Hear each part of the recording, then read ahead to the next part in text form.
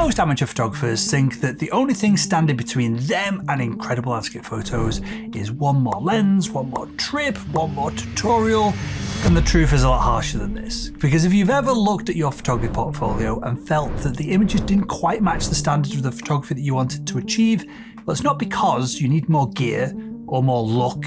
It's because nobody's told you the realities of this craft. Now, my name is Will Barrett and I started my photography journey about 2 years ago. And the first thing that I did was to hire an award-winning professional photographer as a coach. And that allowed me to improve pretty quickly, but also to avoid most of the common pitfalls that amateur photographers fall into. But if you're not fortunate enough to have a coach, don't worry, because in this video, I'm going to walk you through these common pitfalls step by step. And by the end of this video, you're going to know exactly why your progress has stalled and how to actually move forward to create the best images of your life. Okay, so with all that said, brutal truth number one that landscape photographers learn way too late is that you probably don't have what it takes to become elite at landscape photography. And it's not really your fault either. Now, when people imagine an elite landscape photographer, they picture someone with unlimited freedom, with hiking boots that are forever covered in mud, and someone who's always available to jump on a plane and capture that amazing light no matter where in the world it is. What doesn't get talked about enough is the price of that lifestyle. To truly play at the elite level, you need three things. You need time, you need money, and you need fitness.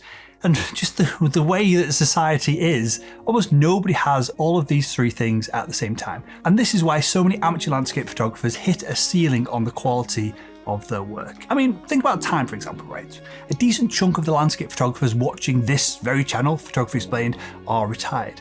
They have the hours to spare. They can go and spend weeks waiting for that right season or the perfect weather window to go out and shoot. But if the trail demands 6 hours of uphill climbs and freezing conditions and camping on top of summits to get to the most epic of locations, then these pensioners might not be up to the task. Now, I know a couple of super fit pensioners, so I'm painting a broad brush here, but these folks have spent their entire lives up in the mountains, and so having more hours to shoot doesn't always mean that you can have the stamina to reach the elite level of photography locations. Then there is the money, right? So younger photographers might have the energy and the resilience and just the balls on them basically to endure these brutal climbs and to camp in unpredictable conditions to be able to get to the most epic of landscape photography locations, but many of them, just via the nature of being young, are pretty broke. Long distance flights, reliable cars, lightweight tents, professional camera bodies, lenses, all this stuff isn't cheap. And a lot of these trips that these young guns aspire to go on never happen because their bank accounts just can't handle it. And fitness is the third piece of this puzzle, right? A middle-aged professional, which is where I am, I'm 38 at this point, well, they might finally have the income for all the gear and the travel, which is where I am, right? I run a relatively successful business over at salesman.com. Well, they might be in decent shape. I think I'm in relatively decent shape, right? So they can get to these locations, but if they're stuck in work, like I am, or they've got young kids, or they're running a business, or whatever it is, they just don't have the time to be able to come elite at landscape photography either. You can think of this like a three-legged stool, right? Time, finances, fitness. If you remove one of these legs, the whole stool's going to tip over. And that's why it's rare to see amateurs transition truly into the high-level elite photography category. And here's the parts that you don't usually hear. Not having all of these three stools to elite photography doesn't mean that you're doomed to creating crappy photos for the rest of your life. It just means that you need to be honest about your limits and the quality of the work that you're probably going to be able to put out. If you lack time, you can still chase the right light closer to home. If you lack money, you can still focus on micro adventures or just doing things cheap. And if you lack fitness, obviously you can practice your photography in more accessible locations. A flat beach during low tide with the right lights can be just as beautiful as any mountaintop. And this first brutal truth isn't meant to discourage you. It's meant to reset your expectations. Too many photographers waste years, if not decades and decades, fantasizing about exotic trips that they're probably never going to take. They're waiting for a magical someday where these three legs of the stool finally appear. Instead, the real growth happens when you accept that you might not have these three all at the same time. They're never going to be perfectly aligned for anyone. But you can still make serious progress with the tools, the body, and the schedule that you already have. You just got to prioritize getting your ass off the sofa off YouTube and getting out there, getting shit done. So when you're next scrolling through Instagram and you see a 20-year-old camping on top of a beautiful Norwegian mountain, you got to remember that he might be crapping himself about paying rent at the end of the month. And if you see a 68-year-old producing mountain photography prints for a gallery, know that, well, they probably had to pay someone to help carry half the gear up the mountain to get the shot in the first place. And when you finally do see someone with the whole package, the 3 legs to this elite photography stool, you can ask them, how much was put in your trust fund when you were a kid? Which I'm kind of joking about, but I'm also not really joking about either. So here is the thing. Even if someone managed to balance their time, their money and their fitness, that doesn't guarantee breathtaking photos, because the next brutal truth cuts even deeper than this one. It shows that the real barrier isn't your body or your wallet, it's the story you've been telling yourself about your bloody damn camera gear that I'm sick of hearing about. Right, every weekend camera shops fill up with desperate amateur photographers convinced that a new lens or a higher megapixel camera body is finally going to unlock better photos for them. And when I first got started with photography, I was there as well, staring at spec sheets. I literally upgraded inverted commas from a Fuji system to a Sony system because I was convinced that a full frame sensor was going to make a massive difference to my photography. Obviously made no difference whatsoever. And the uncomfortable truth here is that landscape photography is probably the least gear dependent type of photography out there. It could seem a nice bit of light, some good decisions, that's going to crush any upgrade in expensive camera bodies, gear, tripods, whatever it is, every single time. And if you blame your gear as the reason why your photos aren't living up to what you want them to live up to, you're probably just bad at photography. Let's be brutally honest here. If your horizon is crooked in your shot, which I see all the time, your $4,000 wide-angle lens isn't going to straighten it. If your subject is dead center, buried in clutter or just swallowed by bad light, the sharpest sensor in the world is not going to save that shot. Gear is not going to cover your mistakes. It could even amplify them if you look at the detail that can be added with high-end gear. A high-resolution sensor is only going to make your errors more obvious. And there's a reason why so many legendary landscape images were taken with equipment that came out decades ago. It would feel primitive if you were using those cameras today. Yet photographers that worked with film bodies had no autofocus, no stabilization, lenses with absolutely ancient coatings compared to modern standards, and yet again, those images remain iconic. Why? Because they nailed the things that really matter. Composition, timing, light, they're the main 3, right? And an issue that I see all the time on the Photography Explained Photo Review Club Facebook group, which you can find a link to in the description below this video, is clutter. There are so many photos that get submitted to the Facebook group that are just full of stuff. A beginner might look at that kind of scene and think, well, more stuff, more detail, the better. But every object in the frame competes for attention, and there is literally nothing your camera gear can do about this. Next up, we have composition, and this is where most amateur photographers really stumble. Landscape scenes very easily can overwhelm the eye. You've got mountains, rivers, trees, clouds, everything screams out for attention. And without structure, most amateur photographers just press the shutter and they end up with chaos. Again, this is not anything that an upgrade of camera gear can help you with. But if you would like a simple step-by-step process to create magazine quality landscape images without spending more money on gear, then you should check out my Landscape Photography Composition Secrets training. It's a series of short, bite-sized training videos that explain the system to find and capture amazing landscape compositions every time. So if you know in your heart of hearts that you're capable of creating amazing photos, but you haven't quite realized it yet, there's a bit of a gap between these 2 phases, then this training is going to get you closer to your dream images or your money back. So if you're interested, click the link in the video description to learn more. And obviously the compositions that you're choosing, well, they have literally nothing to do with the gear that you're holding in your hands. So where does this excuse that gear is holding you back come from?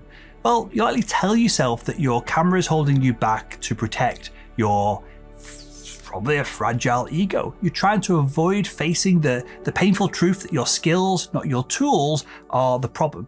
When this is the case, you can blame your lack of results on an outside force that you're not entirely in control of. The thing is though, that once you remove this, what is a bullshit excuse, you're left with only one option: to improve your skills, and then the images that you crave are more likely to come. And the realization stings, right? But this is the first step towards growth as a landscape photographer. So the next time you feel tempted to blame your gear, remember this: your current setup is, no matter what you've got, if you've got a camera and lenses and a tripod from it was bought newish from over the past 10 years or so. It's more than capable of taking the images that you want to take.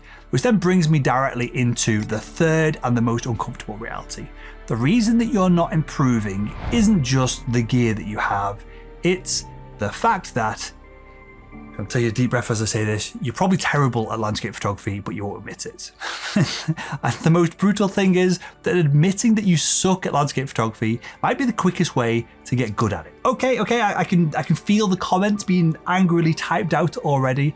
I am not proclaiming that I'm the world's greatest landscape photographer, but I'm also not terrible at it either. So if you're watching this and you're deeply offended by what I just said, because, well, you do suck at photography, then I don't mean it as an insult, it's just reality. And I say this from the context of having ran our first photography competition last year and having seen and looked through thousands of entries, most of them weren't good. Yet the photographers were blind to this and they still thought that they were in with a shot of winning the $10,000 grand prize that we run for the competition. Now, I realize that this is sounding increasingly harsh as I continue through this video, but it gets worse. The truth is, even with practice, the gap between average landscape photography, which is achievable for most people, and incredible landscape photography, the gap is bloody massive, and most amateurs are never going to cross this chasm because they refuse to admit that there's room for growth within their work. There's room for improvement with the photography that they're doing. I mean, just think of the way that most hobbyist photographers shoot, and you might even shoot this way as well, right? They grab the camera, they head out, it's a nice day, they go for a walk, there's nice weather, they go and take photos of whatever catches their eye, and that's about it.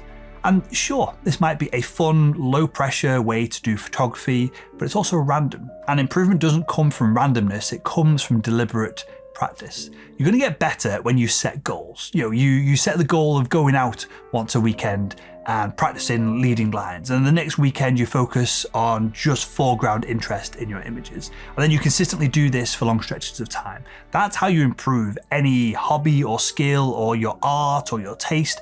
Anything, all these variables that lead you to becoming better at photography. These intentional shoots are going to sharpen your eye and your skill set way more than 100 casual strolls posing with your fancy camera slung over your shoulder. And God help me if it's a Leica slung over your shoulder, that is, in my experience anyway, almost certainly a sign that your landscape photography sucks. Now, here is the silver lining. Being terrible is fine, as long as you either are okay with it, which is fine. If you want a low pressure hobby where you go and just take some average pictures and every now and again you get a half decent one, great, fine. This is probably not news to you as I explain this, right? But sucking at photography is also fine as long as you don't stay there. Because everyone starts at zero, right? These are some of the images that I captured a couple of years ago when I started out. They are they are not good, I think is one way of describing them, right? But what separates the people who improve from those that stall is almost always humility. I was happy to admit that these photos sucked. That's why I've got better at photography since then. The danger is in pretending that you are better than what you are, because then you never push hard to improve. And this nicely brings us to the bonus section of this video, where a bunch more photographers are going to click off the video because they can't handle the damn truth. And here's the final punch that I have to throw just to wrap things up here. Most people quit landscape photography before they even get a chance to get good. And that is both sad and that is dumb as well. Now, there's a book that I love called The Dip by Seth Godin. And in the book, Seth Godin explains the phenomenon that he unsurprisingly calls, right, the dip. And this is where people start something new, like a hobby, or they try to start a business, or it's an exercise routine, all of these cliche things that people start and then end up quitting. And the thing is that whilst these hobbies, businesses, photography, whatever it is, whilst it's novel and it's new, they're all over it. Get lots of positive reinforcement from their friends and their family, and it's exciting. So the rewards are high and the effort is pretty low. Then comes the dip. And this is where, for an increasing amount of effort, the rewards that you receive reduce. And this is where everyone quits. And this is the whole point of the book. You can find it on Amazon if you want to check it out. But this is a real shame, because personally, I feel like I'm now kind of, and you can tell from my own photography, you can leave a comment below what you think, but I feel like I'm getting to the end of this dip now with my personal landscape photography. And I keep surprising myself with the images that I'm able to create when I do get out there and I spend time out in the mountains. And sure, because I like doing mountain photography in particular, it's a lot of work to even get the chance to get a good shot, but the rewards are starting to balance out with that effort. And the brutal truth is that, when you look at the number of crazy expensive second-hand camera bodies that are on eBay that were only released last year or the year before, and they're all listed as nearly new, The fact is that most landscape photographers never make it past this dip. They quit, they sell off their gear, and then they wish and hope that they do better the next hobby that they picked up. But you can push through it, and the rewards are there if you get to the other side of the dip, and I can't wait to see you on the other side. And if you want to take that next step on your photography journey right now and push through that dip and learn a little bit more, then why not click the video that's on the screen right now.